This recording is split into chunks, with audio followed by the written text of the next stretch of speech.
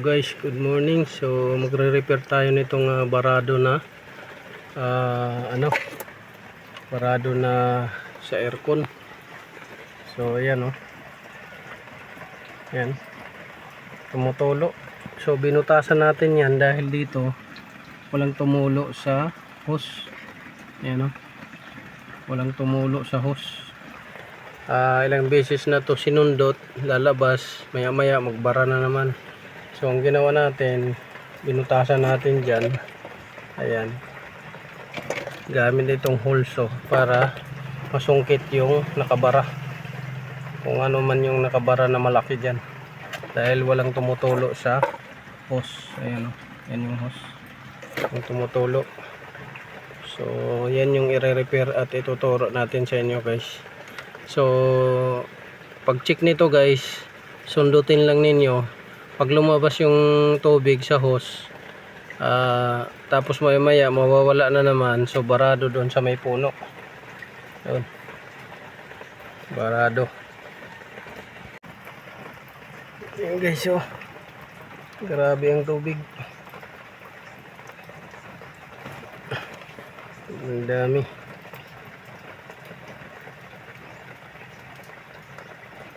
So marami ang tubig na lumabas. Yan.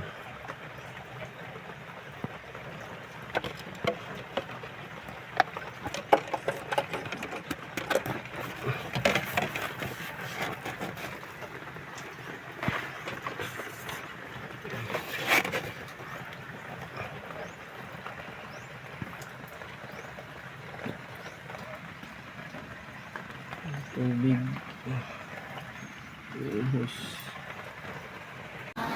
So ayan, guys, na-drain na natin yung maraming tubig. So hanggang dito nag-flooded na siya sa loob. Dito na yung tubig. So 2 pulgada na. So ito yung hose na tinanggal natin. Kitaan nyo naman yan, guys. Napakaliit ng hose. Yan, ang liit ng hose. Tapos durog na yung foam sa loob. Yan yung bumara dito, yung mga kulay puti, foam yan. Nadurog na yung foam. Tapos na-shoot dito. Yan. Nagbara yan, dami pang bara sa loob. Hindi talaga makalabas ng hose to. So papalitan natin ng hose ng malaki-laki ito, para yung mga durog-durog na yung makalabas. Matulo na siya.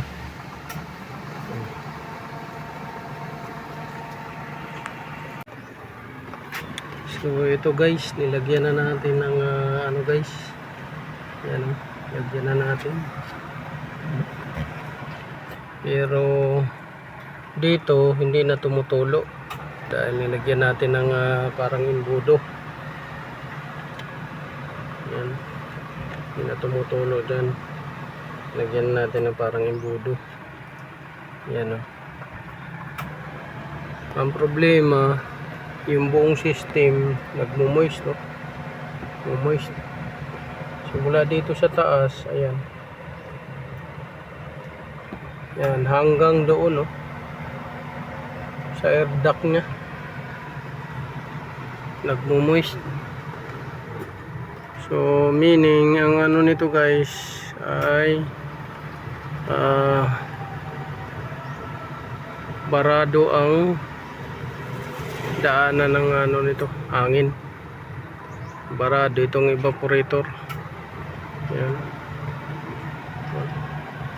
Wala na dito sa baba yung tulo. Nandito na sa taas, ayan, So ipakita ko sa inyo, guys. Yan. Ito, malinaw na. So dito wala nang tulo, guys. Ni-repair na natin, nilagyan na natin ng flexible drain. Ayan, flexible drain.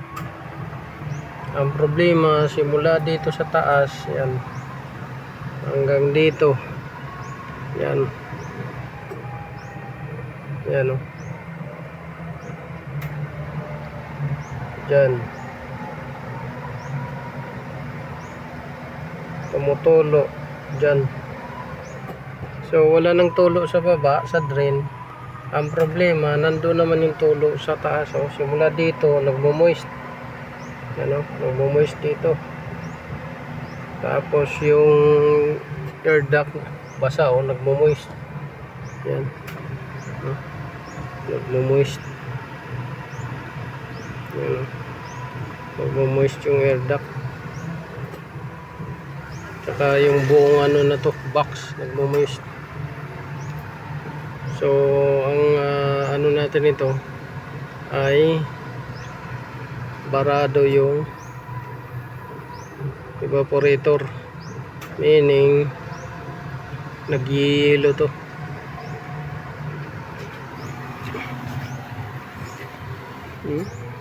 Dito hanggang dito basa, malamig siya.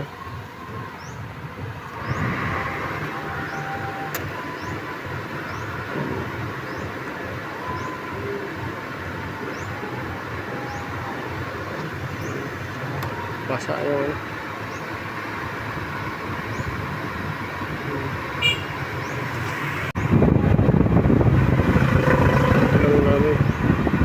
Pati yung dashboard, nag-yelo. Nag-yelo yung dashboard. Basa. So basa lang natin yan.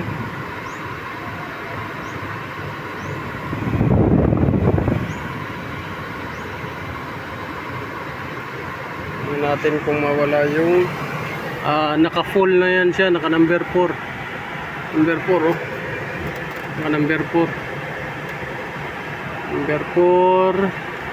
circulation door easy.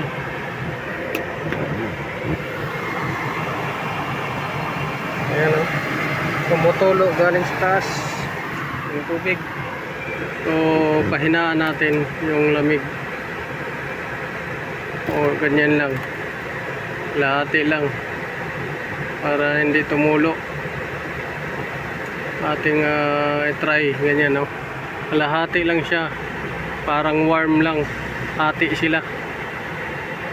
Yan. Tapos warm seating, tapos sa warm seating front mode number 4 easy recirculation. Tingnan natin yan kung tutulo pa ba. So hello guys, so pinandar na natin. So binago natin yung setting. So dito front mode yun pa rin. Dito warm tayo, pero hindi na yata ito gumagana. Dito lang ito gumagana talaga sa cold. So number 1. So dapat hindi siya gaanong magpapawis.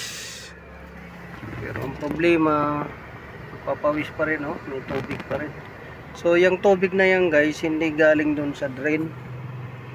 Dahil pinix na natin yung drain na yan. Ayan, nilagyan na natin ng flexible hose. Tapos nilagyan na natin ng funnel na gawa sa bote ng brake fluid dahil yung dati nila ay basag.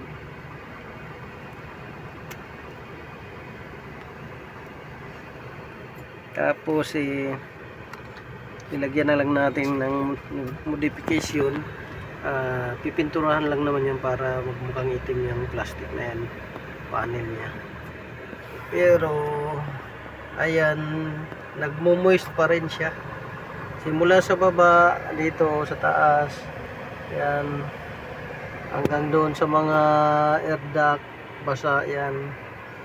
So, ano ba guys yung nagiging problema yan? So, tatlo lang yung nagiging dahilan yan.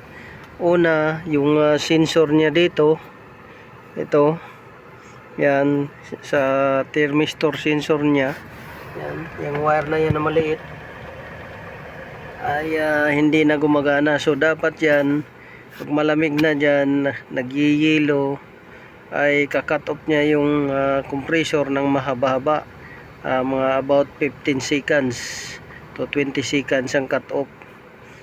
Tapos papanda rin niya ng maiksi lang, dapat mga 5 seconds to 10 seconds. So 10 seconds, tapos ang cut off niya ay 15 to 20. Ganun dapat.